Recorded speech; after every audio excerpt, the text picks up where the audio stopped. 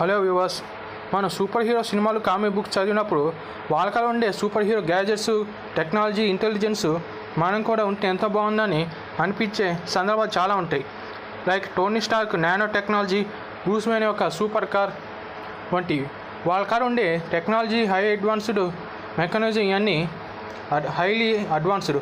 మన కాడ ఎప్పుడు లేవు. అసలుకి వీళ్ళు ఇంత హైలీ అడ్వాన్స్డ్ కారణం ఏంటని ఎప్పుడైనా రీసెర్చ్ చేయగా నాకు తెలిసింది ఏంటంటే జెనెటిక్ మ్యూటేషన్ వల్లే వీళ్ళంత హై అడ్వాన్స్డ్ ఇంటెలిజెన్స్ కలిగి ఉన్నారు. అంటే వాళ్ళు జెనెటికలీ మనుషులైన వాళ్ళలో రేడియేషన్ ఉండటం వల్ల వాళ్ళు సీదా మనుషులైన ఒక మాన్స్టర్స్, ఏలియన్స్తో కలిసి బతకటం వల్ల వాళ్ళల్లో జెనెటిక్ మ్యూటేషన్ జరిగి ఒక సూపర్ హ్యూమన్గా మారారు. అంటే వీళ్ళు కూడా మనలాగా సూపర్ హ్యూమన్ స్ట్రెంత్ లేకపోయినా సూపర్ హ్యూమన్ బ్రెయిన్ ఉంది.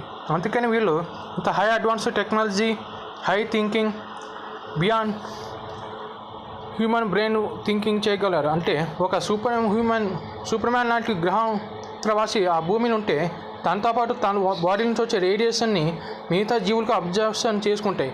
అంటే లైక్ సన్లైట్ లాగా. దానివల్ల వాళ్ళు జెనెటికలీ మ్యూటేట్ అయ్యి అంత హై అడ్వాన్స్డ్ ఇంటెలిజెన్స్ కలిగి ఉన్నారు. అందుకే వీళ్ళు ఇంత స్మార్ట్గా, ఇంత స్ట్రాంగ్గా, ఇంటెలిజెంట్గా, హై టెక్నాలజీ కలిగి ఉన్నారు. ఫర్ ఎగ్జాంపుల్ స్పైడర్ మ్యాన్ సినిమాలో కూడా ఒక రేడియో యాక్టివ్ స్పైడర్ మ్యాన్ కొట్టడం వల్ల తను సూపర్ స్పైడర్ మ్యాన్గా అయ్యి super human strength, brain abilities వచ్చాయి. అంటే రేడియేషన్ వల్ల వీళ్ళు ఇంత స్మార్ట్గా, స్ట్రాంగ్గా అయ్యానని మనం నిర్ధారించుకోవచ్చు. అందుకే మనకి బ్రూస్ వేన్, టోనీ స్టార్క్ లాంటి ఇంటెలిజెన్స్ లేవు. వాళ్ళ కాడ ఉన్న హై థింకింగ్ అబిలిటీ అనేది మనకా లేదు.